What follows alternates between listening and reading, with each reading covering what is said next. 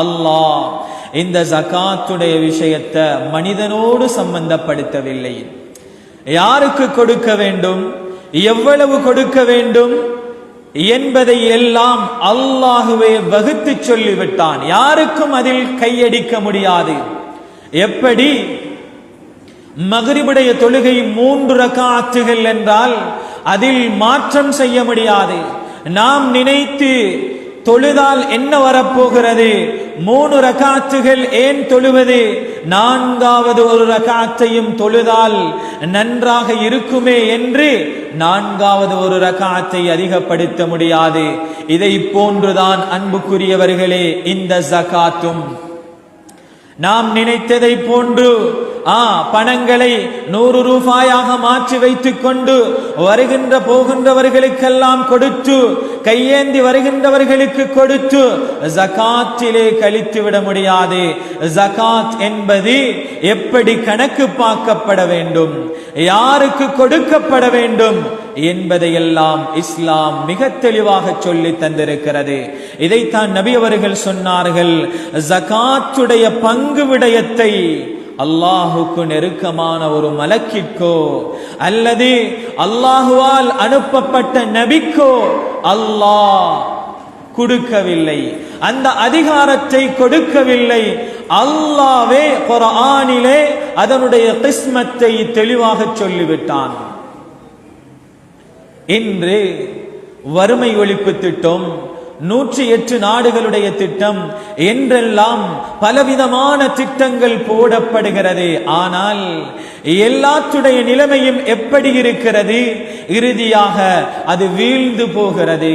ஏன் காரணம், இங்கே மனித மூளைகள், மனிதனுடைய திட்டங்கள் சகோதரர்களே. ஆனால் இறைவன் வகுத்து தந்த, இறைவன் சொல்லி தந்த இந்த திட்டம் அதிலே குறை இருக்காது. மிக தெளிவாக அல்லாஹ் ஒவ்வொன்றையும் சொல்லி தந்திருக்கிறான். இந்த உலகத்தினர் உலக பொருளாதாரம் என்று சொல்லி, உலகத்துடைய வறுமை ஒழிப்பு திட்டம் என்று சொல்லி எங்கெல்லாம் கூட்டங்கள் கூடி ஆலோசனை செய்து தீர்வுகள் எடுக்கிறார்களோ அவைகள் அனைத்தோடும் வட்டி தொடர்பு படுகிறது.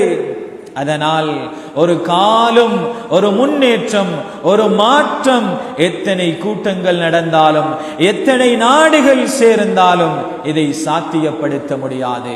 அல்லாஹ் சொன்ன இந்த ஒரே ஒரு திட்டம் இது நடத்தாட்டப்பட்டால் நிச்சயமாக ஒரு மனிதன் எதிர்பார்க்கின்ற அனைத்தையும் கண்டுகொள்ளலாம். இதனால் தான் சில விடயங்களை அல்லாஹ் தன்னுடைய பொறுப்பிலே எடுத்துக்கொண்டான். வராசத், அனந்தர சொத்து, ஒரு ஆள் மரணிக்கிறார் என்றால் இவருக்கு இன்ன பங்கு கொடுக்க வேண்டும் என்பதை குர்ஆன் தீர்மானித்து சொல்லி இருக்கிறது. அல்லாஹ் சொல்லி இருக்கிறான். மிக தெளிவாக குர்ஆனுடைய ஆயத்துகள் பேசி இருக்கிறது. இதே போலதான் கனீமத், யுத்தம் நடந்தால், இமாம் இருந்து யுத்தம் நடந்தால் அதிலே கொள்ளை பொருட்களாக கிடைக்கின்ற அந்த கனீமத் பொருட்கள் எப்படி பங்கு வைக்கப்பட வேண்டும் என்பதையும் அல்லாஹ் பொறுப்படுத்தி அந்த பங்கை பிரித்து சொல்லி இருக்கிறான். இதே போலதான் இந்த ஜகாத்தும் யாருக்கு கொடுக்கப்பட வேண்டும், எவ்வளவு கொடுக்கப்பட வேண்டும் என்பதையெல்லாம் குர்ஆன் மிக தெளிவாக சொல்கிறது.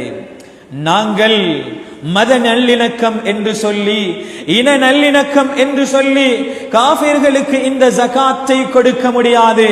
மத நல்லிணக்கம், இன நல்லிணக்கம், அதற்கு அல்லாஹ் சதகாவுடைய பாபை, ஹிபாவுடைய பாபை மிக அழகாக திறந்து தந்திருக்கிறான். எனவே குர்ஆன் மிக வலியுறுத்தி மிக தெளிவாக சொன்ன ஒன்றுதான் இந்த ஜகாத்.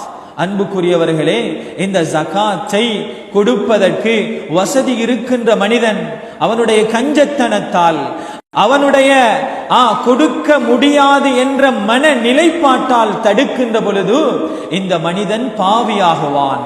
ஆனால் இந்த ஜகாத்தை எப்பொழுதும் மறுப்பானோ, ஜகாத் கொடுப்பதை, ஜகாத் கடமை இல்லை என்ற நிலைப்பாட்டுக்கு எப்பொழுது வருவானோ அப்பொழுது அந்த மனிதன் காஃபிராக ஆகிவிடுகிறான். பாவி அல்ல, காஃபிராக ஆகிவிடுகிறான். ஏன்? குர்ஆனிலே அல்லாஹ் தொழுகையையும் ஜகாத்தையும் இணைத்து கிட்டத்தட்ட 28 இடங்களுக்கு அதிகமான இடங்களில் சொல்லி இருக்கிறான். தொழுகைக்கு இருக்கின்ற முக்கியத்துவம் நமக்கு ஜகாத்துக்கு இல்லை. ஒரு ஊரிலே பள்ளிவாசல் கட்டப்பட வேண்டும், அது நிர்வகிக்கப்பட வேண்டும், தொழுகைக்கான ஏற்பாடுகள் செய்யப்பட வேண்டும் என்ற விடயத்தில் எந்த அளவு முக்கியத்துவம் கொடுக்கப்படுகிறதோ அதே போன்று ஜகாத்துக்கான முக்கியத்துவம் கொடுக்கப்படவில்லை. அன்புக்குரியவர்களே, நாம் எங்கே வாழ்ந்து கொண்டிருக்கிறோம்? எந்த இடத்தில் இருந்து கொண்டிருக்கிறோம்? தொழுகை எப்படி முக்கியமோ, எப்படி மௌத்து வரைக்கும் தொழ வேண்டுமோ, எப்படி தொழுகை இஸ்லாத்துடைய மிக பிரதானமான 5 கடமைகளில் ஒன்றாக இருக்கிறதோ இதே போன்றுதான் ஜகாத்தும். சகோதரர்களே, ஜகாத்தை வசூலிப்பதற்கு, ஜகாத்தை விளங்கப்படுத்துவது, அதற்கு ஜகாத்தை கொடுக்கின்ற மக்களை உருவாக்குவதற்கு பள்ளிவாசல் இருப்பதை போன்று பள்ளிவாசலில் அவைகளுக்கான ஏற்பாடுகள் நடக்க வேண்டும், அதற்கான சபைகள் உருவாக்கப்பட வேண்டும். ஏன்? ஜகாத் வேறாகிவிட்டது, நம்மிடத்திலே தொழுகை வேறாகிவிட்டது. தொழுகைக்கு முக்கியத்துவம் விளங்குகிறது, ஆனால் ஜகாத்துக்கான முக்கியத்துவம் இன்று நமக்கு தெரியாமல் போய்விட்டது. ஏன்? அதற்கான சூழலும் இன்று அரிதாகி போய்விட்டது.